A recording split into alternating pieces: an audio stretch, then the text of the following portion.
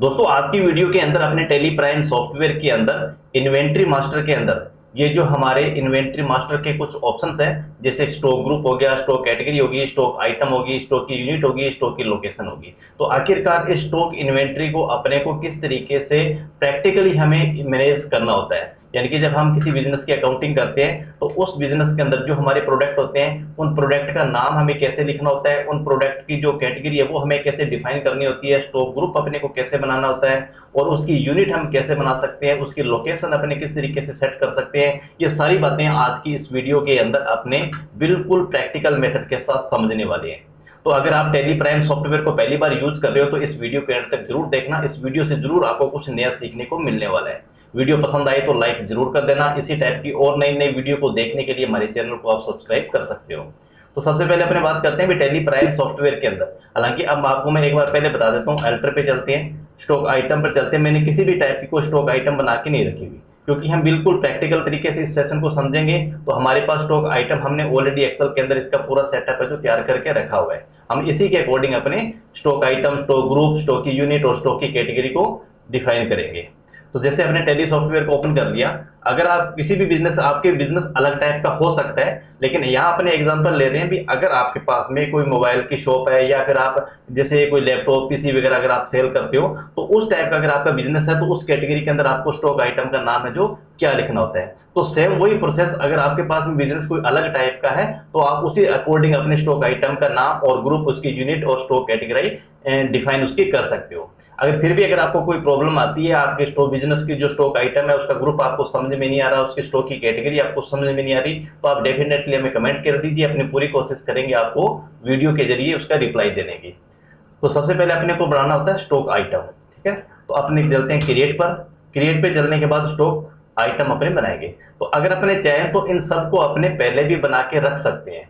देखो ठीक है, जैसे अपने स्टॉक आइटम बनाएंगे तो स्टॉक आइटम का नाम हमें यहाँ पर लिखना होता है। अब स्टॉक आइटम का नाम अपने को कैसे लिखना होता है, अब वो इस एग्जांपल से समझते हैं। जैसे मान लीजिए आपके पास में मोबाइल की भी शॉप है और आप उस मोबाइल के अंदर अपने लैपटॉप वगैरह, पीसी वगैरह भी आप सेल करते हो, ठीक है। तो अब आपके पास हो सकता है अलग अलग टाइप के मोबाइल हो।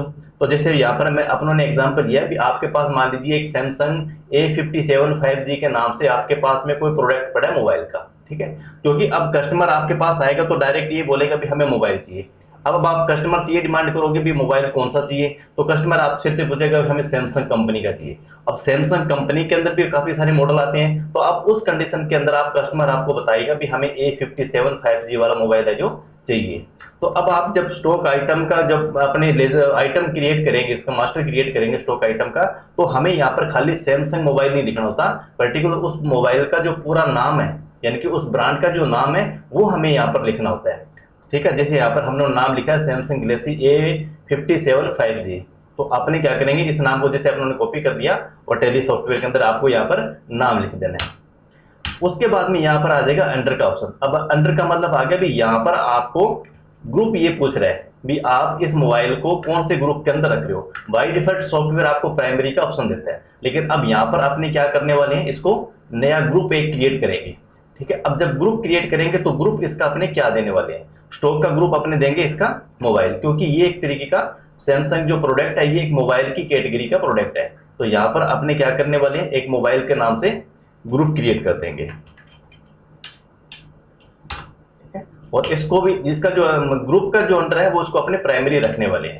और यहाँ पर किसी भी टाइप का आपको जीएसटी का टैक्स रेट HSN कोड देने की जरूरत नहीं है, ठीक है। इस तरीके से अपनों ने यहाँ पर ये मोबाइल का और ये जो ग्रुप है वो बना दिया।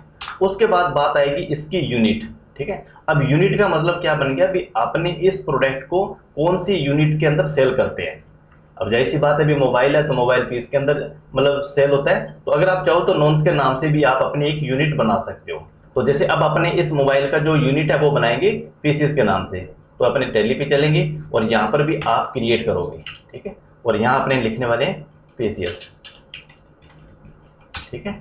और यहाँ पर जो हमारी यूनिट क्वांटिटी कोड है यूकेसी, इसके अंदर भी अपने यहाँ से सिलेक्ट कर देंगे पीसीएस, ठीक है। नंबर ऑफ डेसिमल पहले से आपका पीस की कंडीशन के अंदर 0 ही रहता है, एक्सेप्ट करेंगे। अब उसके बाद बात आती है भी आपकी जो इस प्रोडक्ट की कैटेगरी है वो कैटेगरी हमें कहाँ लिखनी है। जबकि आप देखोगे यहाँ पर इस मोबाइल के अंदर इस कैटेगरी का कोई ऑप्शन नहीं आ रहा है। तो अगर आपके पास यहाँ पर कोई कैटेगरी का ऑप्शन नहीं आ रहा है तो आपको यहाँ पर F12 यानी कि कॉन्फ़िगरेशन ओपन करना है, और उसके बाद में एक ऑप्शन आपको यहाँ पर मिल जाएगा stock, use stock category for stock item. इस ऑप्शन को अपने को यस कर लेना है और कंट्रोल ए के साथ एक्सेप्ट करेंगे। तो जैसे अपने यस करेंगे यहाँ पर ये कैटेगरी भी हमारे पास आ गई। ठीक है, अब कैटेगरी आपके पास में नॉट एप्लीकेबल है तो यहाँ अपने क्या करेंगे, क्रिएट कर देंगे। अब कैटेगरी हम इस प्रोडक्ट की क्या रखने वाले हैं, कैटेगरी अपने रखेंगे भी ये सैमसंग का प्रोडक्ट है। ठीक है, यानी कि ये जो प्रोडक्ट है ये मोबाइल तो है ही, लेकिन ये प्रोडक्ट इसकी कैटेगरी है वो सैमसंग है। तो यहाँ पर अपने क्या करने वाले हैं, सैमसंग के नाम से अपनों एक इसकी कैटेगरी जो बना दी। इसका अंडर ग्रुप है वो अपने को प्राइमरी ही रखना है।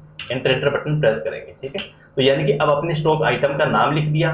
ठीक है, उसका अपनों अंडर ग्रुप इसका मोबाइल बना दिया, सैमसंग इसकी कैटेगरी अपनों दे दी, और पीसी साइज का यूनिट है जो उसकी पीसी अपनों दे दी।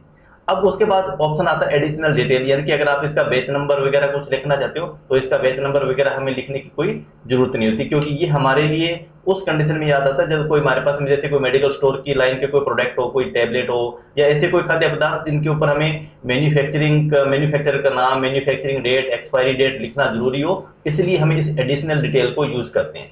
तो अब मोबाइल की कोई एक्सपायरी डेट होती नहीं, इसलिए हम यहाँ पर इसको नो ही रखेंगे। अब उसके बाद बाकी ऑप्शन सारा हमारा सब कुछ सेम रहने वाला है। जैसे कोई जीएसटी एप्लीकेबल है तो जीएसटी इसके ऊपर लगने वाला है, तो जीएसटी है तो जाहिर सी बात है इसका कोई HSN कोड भी होगा। ठीक है ना, जिस इसके अंदर यहाँ पर अपने लिख देंगे ये हमारा मोबाइल है।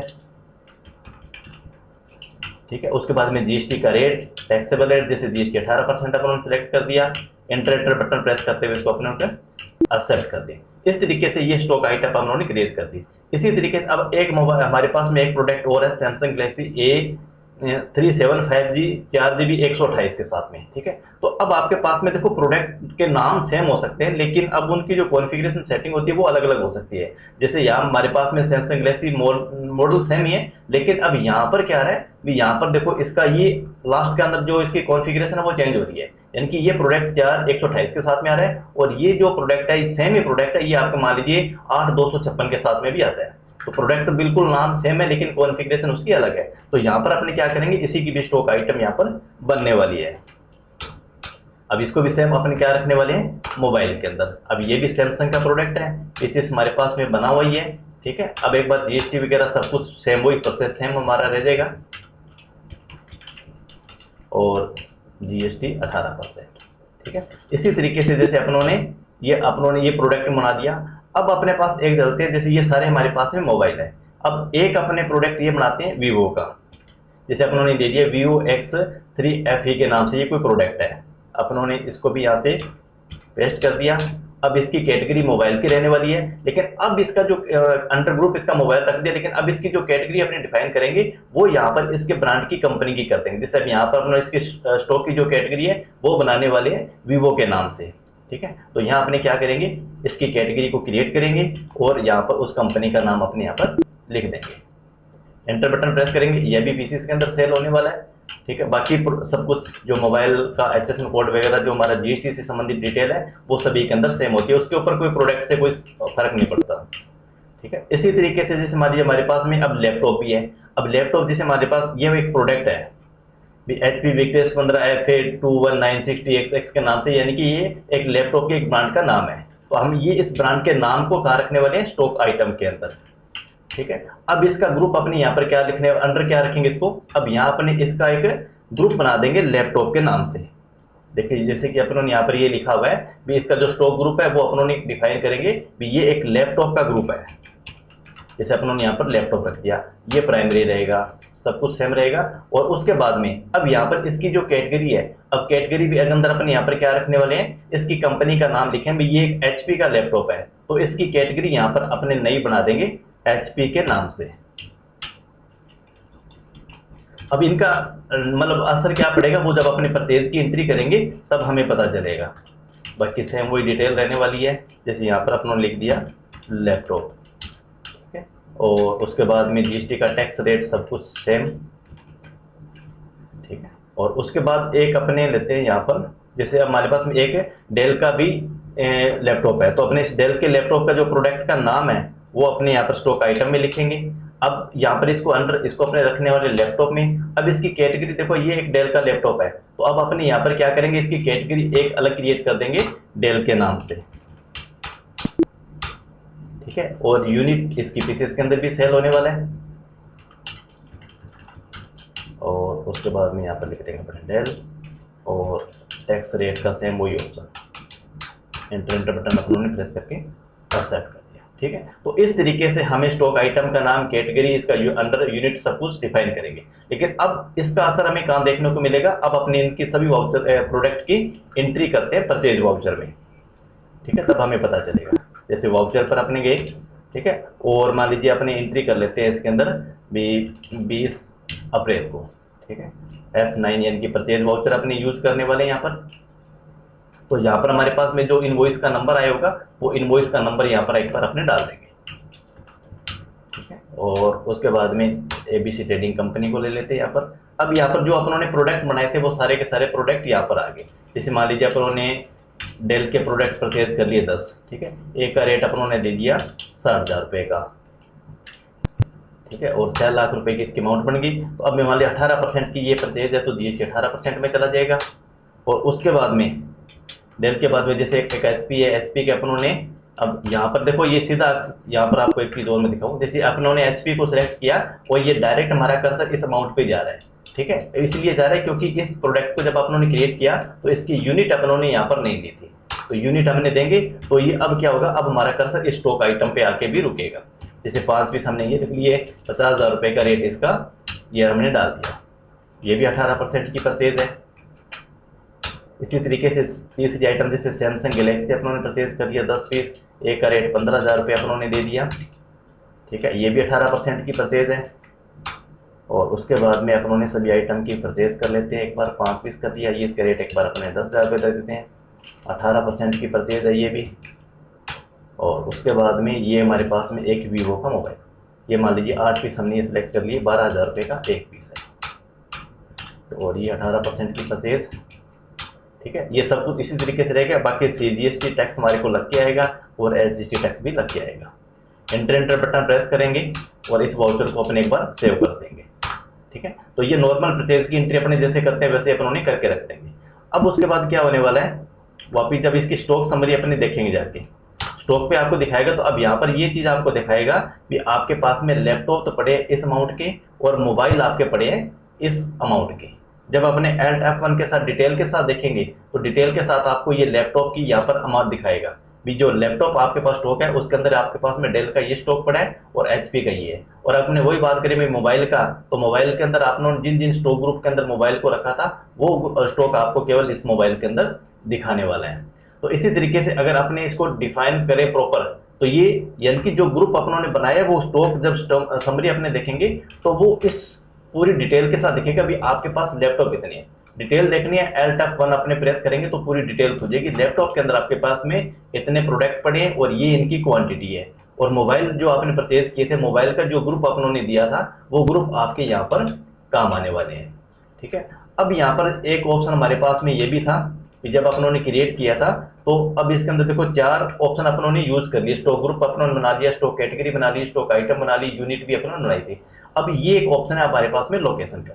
अब देखो लोकेशन का मतलब क्या बनता है भी, यहाँ पर अगर हमारे पास में गोडाउन वाइज अगर हमें स्टॉक मेंटेन करना हो तो अपने यहाँ पर इस लोकेशन को यानी कि एक गोडाउन हमें एक नया क्रिएट करना पड़ता है। जैसे क्रिएट हमें न्यू करेंगे तो जैसे मान लीजिए हमने एक लिख दिया भी, ये हमारी श्री SGNR यानी कि गंगानगर ब्रांच के अंदर ये स्टॉक हमारा लगा हुआ है, तो SGNR ब्रांच के नाम से अपनों ने यहाँ पर एक बना दिया, ठीक है। मेन लोकेशन का मतलब आपके हेड ऑफिस के अंदर, और लोकेशन का मतलब हो गया अगर आपके पास में अलग गोडाउन है, अगर आपकी ब्रांच है तो वहां पर आप इनको मेंटेन कर सकते हो इसी तरीके से। अब क्या होगा भी जब अपने परचेज वाउचर की एंट्री करेंगे, मान लीजिए कोई इनवॉइस हमारे पास में आ गया और इनवॉइस नंबर लिख दिया, पार्टी का नाम हमने सेम वही डाल दिया। अब जैसे मान लीजिए अपनों ने सैमसंग के प्रोडक्ट, अब यहाँ पर वो लोकेशन हमारे से पूछ लेगा। अब यहाँ पर 2 ऑप्शन आएंगे, एक पास मेन लोकेशन और श्री गंगानगर की जो ब्रांच अपनों ने बनाई थी उसकी डिटेल आ जाएगी। अब ये आप जो स्टॉक परचेज कर रहे हो इस स्टॉक को आपको कहाँ रखना है, मेन लोकेशन पे रखना है या आपको गंगानगर ब्रांच वाली स्टॉक के अंदर रखना है। तो जैसे लिख दिया हमने गंगानगर, यहाँ आपने लिख दिया भी 2 पीसेस आए हमारे पास में, एंटर बटन सेव किया और CGST टैक्स और SGST tax. Enter button press करते हुए अपने इस वाउचर को सेव कर देंगे। अब जब अपने इन्हीं प्रोडक्ट को सेल करेंगे तो सेल करने से क्या होगा, जैसे मान लीजिए अपनों ने 20 तारीख के अंदर ही सेल कर दिया और कस्टमर को अपनों ने सेल कर दिया। अब यहाँ पर जो जो अपने पास प्रोडक्ट पड़े होंगे वो प्रोडक्ट अपने को यहाँ दिखाने वाला है, ठीक है। जैसे अपने ये लिख दिया सैमसंग। अब यहाँ पर आपको ये चीज़ दिखाएगा भी आप जो ये प्रोडक्ट बेच रहे हो, ये प्रोडक्ट आप कहाँ से, इसकी लोकेशन से सेल हो रहा है। मेन लोकेशन से सेल हो रहा है, वहाँ पर आपके पास में 5 पीस का स्टॉक बचा हुआ है और 2 पीस आपकी जो गंगानगर की ब्रांच है वहाँ पर आपके पास में 2 पीस के स्टॉक है जो बचे हुए हैं। अब आप इसको कौन से मतलब अपनी लोकेशन से स्टॉक को माइनस करना चाहते हो, तो जैसे अपने कह दिया भी हमने 1 पीस बेच दिया, या अगर आप कहोगे हमने 3 पीस बेच दिए, ठीक है, और अपन कह दिया भी 65,000 रुपये की, तो अब यहाँ पर ये चीज़ दिखाएगा भी 3 पीस बेच दिए तो 2 तो आपके गंगानगर से निकलेंगे, ठीक है, और 1 आपका मेन लोकेशन से निकलने वाला है। तो इस तरीके से टोटल आपका ये अब श्री गंगानगर का ब्रांच का स्टॉक आपका माइनस हो जाएगा। अगर आप कहते हो भी 1 गंगानगर से आपने बेचा है और आपने 1 मेन लोकेशन से बेचा है, तो आपका अब जब वापस जब स्टॉक देखेंगे इन्हीं प्रोडक्ट का, तो 1 आपका मेन लोकेशन से माइनस दिखाएगा और 1 ही आपका उसमें से माइनस दिखाएगा। जैसे अपनों ने SGST टैक्स लगा के और इस वाउचर को अपनों ने सेव कर दिया, ठीक है। और अब जब वापस अपने स्टॉक समरी पे जाके देखेंगे, स्टॉक समरी पे जाएंगे और मोबाइल को जाके देखेंगे सैमसंग को, तो अब यहाँ पर ये चीज़ अपने को मोबाइल की ये डिटेल दिखाएगा। जो अभी अपनों भी ये कह रहा है भी आपके पास में भी 5 पीस आपने पहले परचेज किए थे, 2 पीस बाद में आपने परचेज किए हैं और आपने 2 पीस आपने ये सेल कर दिए 65,000 रुपये के हिसाब से। तो ये यहाँ पर आपको ये स्टॉक दिखा देगा भी ये सैमसंग का आपके पास में ये स्टॉक आपके पास बचा हुआ है। और बाकी जो परचेज इंटरप्रेस करेंगे आउटवर्ड में कुछ भी नहीं है, इसका मतलब इस क्वांटिटी की अभी तक अपनों ने परचेज ही करी है। तो इसी तरीके से प्रॉपर अपनी इन्वेंट्री को आप मेंटेन कर सकते हो। और इसके अलावा अगर आप ये चाहते हो कि हमें कैटेगरी वाइज स्टॉक देखना है, यानी कि हमारे पास में सैमसंग के मोबाइल कितने हैं, क्योंकि यहाँ अगर आप स्टॉक समरी पे जाके देखोगे तो यहाँ आपको केवल मोबाइल दिख रहा है। जैसे आप मोबाइल पे एंटर बटन प्रेस करोगे तो सारे मोबाइल आपको यहाँ दिख जाएंगे, लेकिन अब आपके पास में अलग अलग कंपनी के मोबाइल हो सकते हैं, लेकिन आप ये चाहते हो कि आपको केवल सैमसंग के ही मोबाइल चेक करने हैं। तो इसके लिए आप डिस्प्ले पर हम जाएंगे, इन्वेंट्री बुक्स पर आपको जाना है और यहाँ आपको स्टॉक की जो कैटेगरी हमने बनाई थी, तो स्टॉक कैटेगरी समरी आप यहाँ से चेक कर सकते हो। एंटर बटन प्रेस करेंगे, ठीक है। अब मान लीजिए आपको चेक करना है भी सैमसंग के मोबाइल आपके पास कितने हैं, तो अब केवल सैमसंग की अगर अपनों कैटेगरी यहाँ से सेलेक्ट करेंगे तो यहाँ आपको केवल सैमसंग के ही वो प्रोडक्ट आपको यहाँ पर देखने वाले हैं। इसी तरीके से अगर आपने ये चेक कर लिया भी हमारे पास में वीवो के कितने प्रोडक्ट हैं, तो जो वीवो की मतलब कैटेगरी के अंदर जो अपनों ने मोबाइल फोन के जो प्रोडक्ट बनाए थे वो डिटेल आपको यहाँ पर दिखने वाली है। इसी तरीके से प्रॉपर डिटेल आपके लोकेशन वाइज आप चेक कर सकते हो भी गंगानगर के अंदर आपके पास ब्रांच के अंदर कितना स्टॉक आपके पास बचा हुआ है, तो यहाँ चेक कर सकते हो भी आपकी जो लोकेशन है वो गंगानगर ब्रांच है और इस गंगानगर ब्रांच के अंदर इस प्रोडक्ट का 1 पीस अभी भी बचा हुआ है। और अगर आप चाहते हो मेन लोकेशन, तो मेन लोकेशन के अंदर आपको ये सारी डिटेलें बता देगा कि मेन लोकेशन के अंदर आपको पास में लैपटॉप के और मोबाइल के ये प्रोडक्ट आपकी मेन लोकेशन के अंदर अभी भी स्टॉक के अंदर आ रहे हैं, ठीक है। बेच वगैरह अपनों ने कोई डिफाइन नहीं किया इसलिए नहीं आ रहा। स्टॉक आइटम के अंदर डिटेल में आपको वो दिख जाएगी कि कौन सी स्टॉक आइटम आपने कितनी परचेज करी है और कितने प्रोडक्ट को अपनों ने सेल कर दिया। तो यहाँ यानी कि इस इन्वेंट्री बुक्स के अंदर आके आप प्रॉपर अपनी डिटेल को चेक कर सकते हो। आई होप कि इस वीडियो से जरूर आप लोगों को कुछ नया सीखने को मिला है। वीडियो पसंद आई तो वीडियो को आप लाइक जरूर कर देना और इसी टाइप की अकाउंटिंग से संबंधित नई नई वीडियो को देखने के लिए हमारे चैनल को आप जरूर सब्सक्राइब कर लेना।